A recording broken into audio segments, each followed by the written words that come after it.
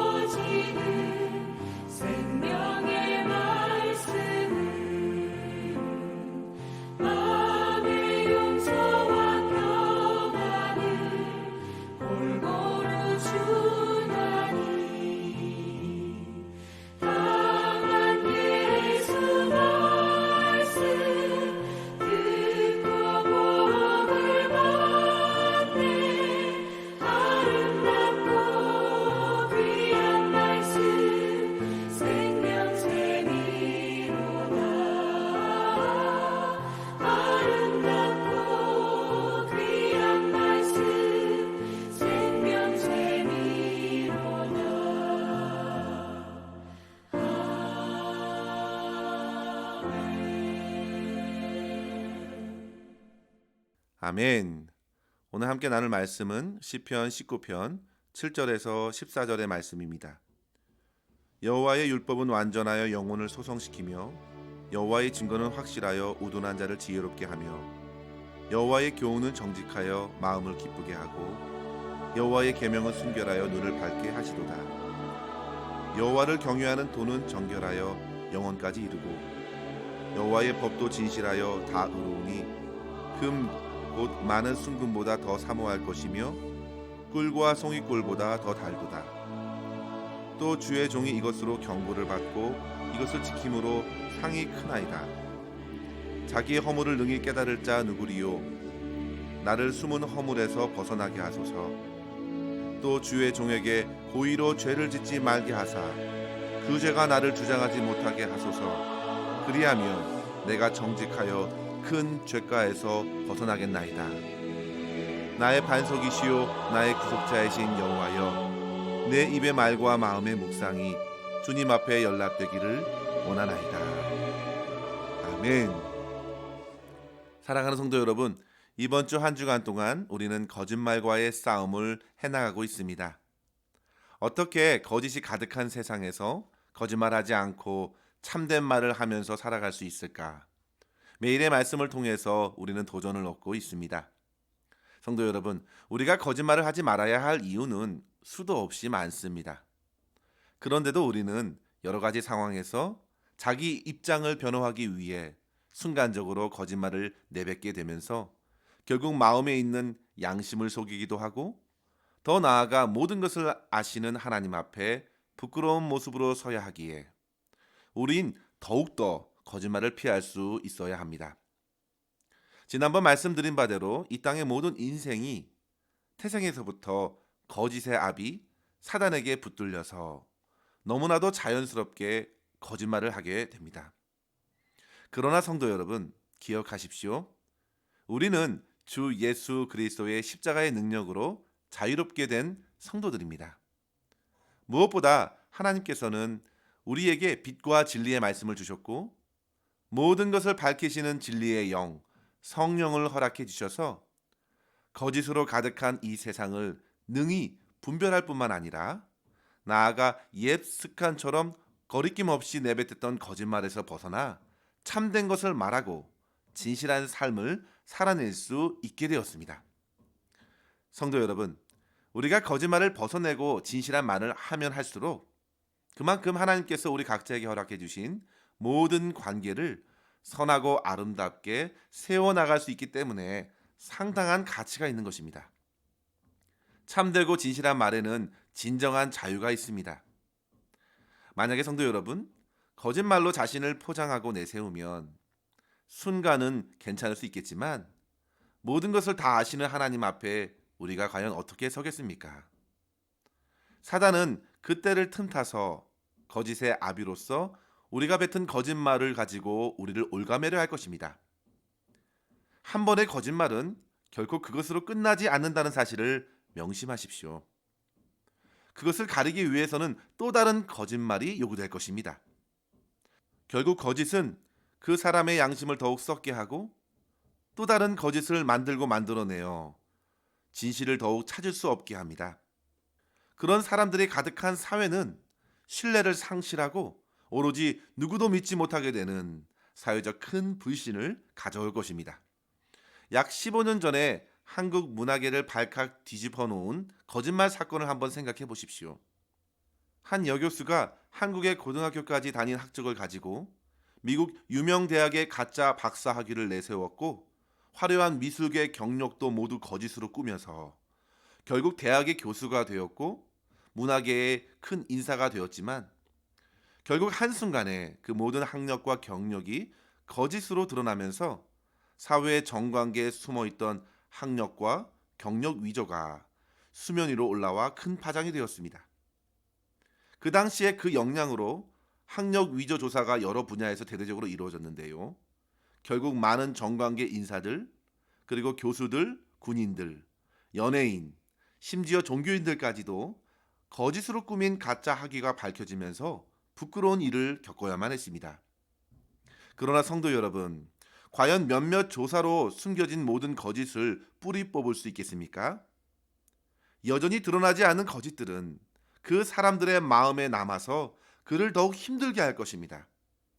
자기 안에 숨겨진 거짓은 진실 앞에 두려움을 일으킬 것이고 스스로 자신을 위로하든지 모든 것을 덮어두고 정직을 가장한 채 영혼의 무거운 짐을 지고 살아가게 될 것입니다. 성도 여러분, 과연 그 안에서 진정한 평안과 자유를 경험할 수 있을지 생각해 보십시오. 우리 주님께서 그런 이들을 향해 부르시고 계십니다. 마태복음 11장 28절에 보시면 수고하고 무거운 짐진 자들아 다 내게로 오라. 내가 너희를 쉬게 하리라. 거짓에 묶여있는 우리 인생은 이 말씀을 의지하여 주 앞에 나아가 회개하고 죄의 용서를 받아야 합니다. 요한복음 8장 32절에서도 진리를 알지니 진리가 너희를 자유케 하리라 하셨습니다. 우리의 인생은 오직 주님의 진리 안에서 참 자유와 평안을 얻습니다. 오늘 우리는 시편 19편을 묵상하면서 진리 안으로 부르시는 하나님 앞에 서 있는 한 사람을 만나게 됩니다. 그는 시인 다윗입니다. 다윗은 지금 하나님 앞에 서 있습니다.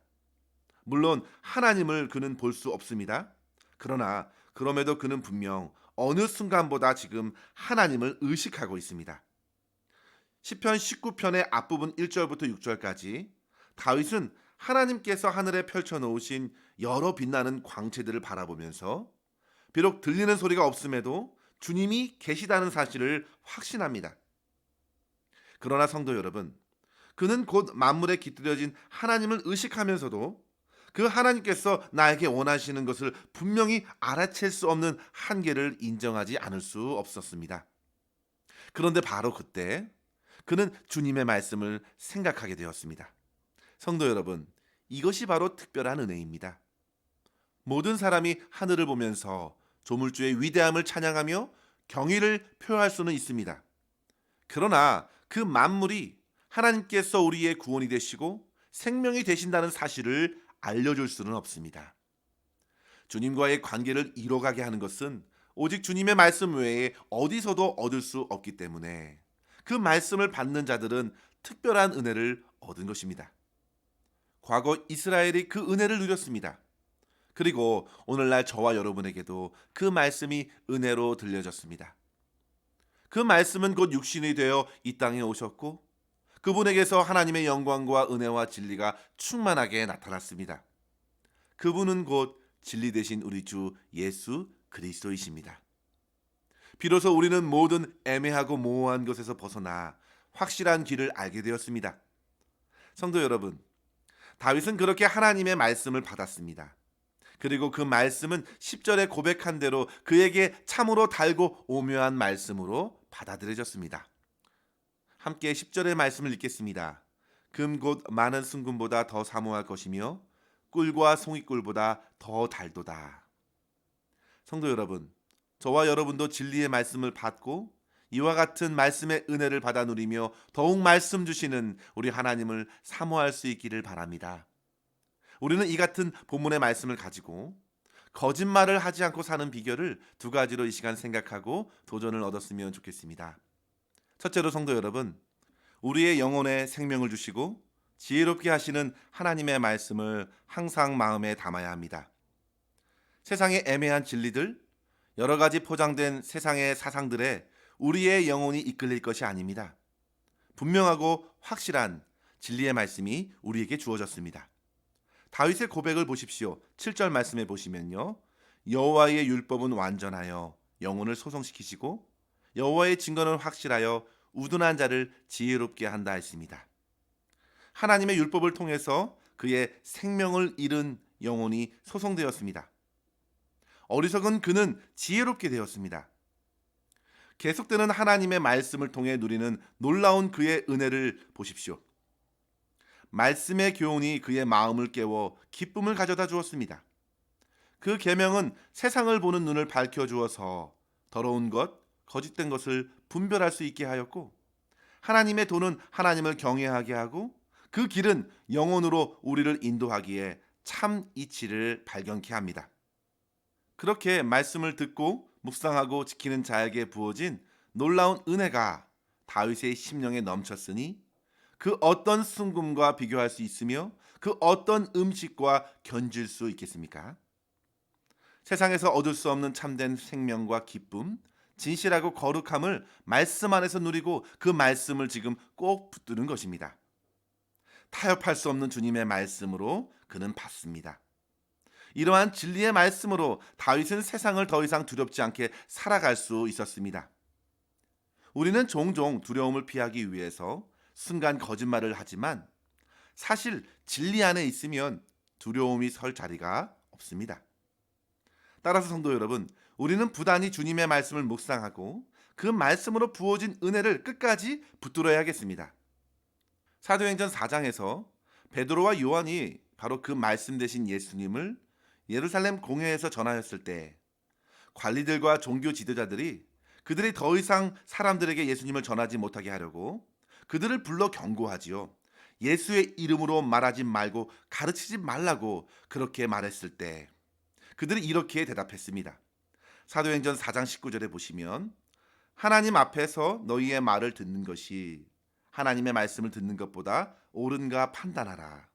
우리가 보고 들은 것을 말하지 않을 수 없다. 성도 여러분, 그들은 진리이신 주님을 말하는데 전혀 꺼리낌이 없었습니다. 진리와 함께 있으니 두려움이 없었습니다. 세상의 타협과 회유에도 흔들리지 않습니다. 그 심령에 진리의 성령과 말씀으로 가득 채워졌기 때문입니다. 이 같은 은혜로서 거짓이 만연한 세상에서 참된 진리를 밝히 드러낼 수 있는 저와 여러분의 삶이 될 수 있기를 주의 이름으로 간절히 축원합니다. 둘째로 성도 여러분, 하나님의 말씀 안에서 정직하게 자기 허물을 발견하고 회개와 믿음으로 우리 주님을 의지하십시오. 우리는 본문을 통해서 율법의 기능 세 가지를 생각해 볼 수 있습니다. 첫째는 죄를 발견하게 합니다. 12절의 말씀 보시면요. 허물을 능히 깨닫는 자 누구리요? 나를 숨은 허물에서 벗어나게 하소서. 이렇게 고백하고 있는데요. 숨어있는 허물을 인간이 스스로 깨달을 수 없습니다. 그래서 하나님의 완전한 율법, 확실한 말씀을 주신 것입니다. 그 말씀은 우리의 영혼을 비추어 더러운 죄와 허물을 드러내어 줍니다. 다윗도 그 말씀을 통해서 자기의 허물을 깨닫는 은혜를 누렸습니다. 그러나 그 율법은요, 사랑의 율법입니다. 죽이기 위한 말씀이 아니라 제대로 죄의 상태를 보여주어 그 사람을 살리고 정결케 하기 위한 의도가 담겨져 있습니다. 두 번째, 율법의 기능이 있다면 경고하고 주의를 주어서 바른 길을 걷도록 지켜주는 기능입니다. 11절 말씀 보시면요. 주의 종이 이것으로 경고를 받고 지킴으로 상이 있다는 사실을 보여주죠. 다윗은 율법을 통해 하나님의 정직한 뜻을 발견합니다. 그 율법은 내 마음에 뿌려져 고의로 죄를 짓지 않도록 계속 가르쳐 줍니다. 세상의 유혹에 휩쓸리지 않도록 영혼의 닻을 율법의 말씀에 내려서 주님이 상 주시는 삶을 살아가야 함을 인도받는 것입니다. 율법은 그렇게 더 이상 죄악을 짓지 않도록 붙들어주는 기능을 갖고 있습니다.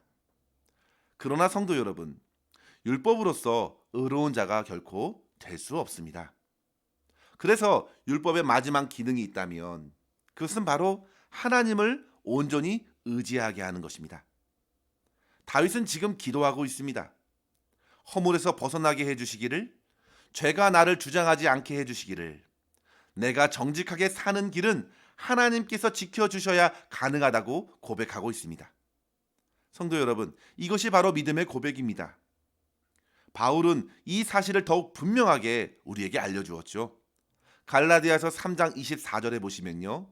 믿음이 오기 전에 바로 율법이 우리를 그리스도께로 인도하는 초등교사가 되었다고 하였습니다. 그래서 진리 되신 예수님께서 이루신 모든 의를 의지하게 함으로 하나님 앞에 설 수 있게 됨을 천명한 것입니다. 성도 여러분, 우리가 도저히 하나님 앞에 설 수 없으나 오직 주 예수 그리스도를 통한 은혜로서 의의 길, 진리의 길을 걸어갈 수 있습니다. 다윗은 그렇게 모든 것을 주님께 맡기고 고백하고 있습니다. 마지막 14절을 한번 보십시오. 나의 반석이시요 나의 구속자이신 여호와여, 내 입의 말과 마음의 묵상이 주님 앞에 연락되기를 원하나이다. 사랑하는 성도 여러분, 저와 여러분의 입의 모든 말과 마음의 묵상이 진리 되신 주님께서 받으실 만한 아름다운 고백이 되기를 소망하면서 날마다 말씀 안에서 주 예수 그리스도를 만나고 주님을 더욱 의지하며 그 말씀대로 살아갈 수 있기를 바랍니다. 그러할 때 우리의 삶이 곧 주님이 받으시는 예배의 삶이 될 줄 믿습니다. 이러한 은혜를 오늘도 풍성히 누릴 수 있기를 주 예수 그리스도의 이름으로 간절히 축원합니다. 기도하겠습니다. 하나님 아버지 감사합니다. 오늘도 생명과 진리의 말씀으로 우리의 영혼을 밝히시고 거짓으로 가득한 이 세상에서 참 소망 되신 주님만 바라보게 하시니 감사합니다. 아버지 하나님, 모든 성경에서 진리 되신 주 예수 그리스도를 발견하고 주님 안에서 참된 회복을 누리며 주님을 배워나갈 수 있도록 인도하여 주시옵소서. 주님의 말씀을 통해 우리의 영혼이 생명을 얻게 하여 주시고 정결한 마음과 정직한 영으로 채워주셔서 세상을 주님의 진리로 살아낼 수 있도록 우리의 말과 우리의 마음을 온전히 다스려 주시옵소서. 오늘도 우리의 삶을 통하여 하나님의 영광이 우리의 삶 가운데 나타나기를 소망하옵고 우리 구주 예수님의 이름으로 간절히 기도하옵나이다. 아멘. 사랑하는 성도 여러분, 오늘도 주 안에서 승리하시기를 바랍니다. 감사합니다.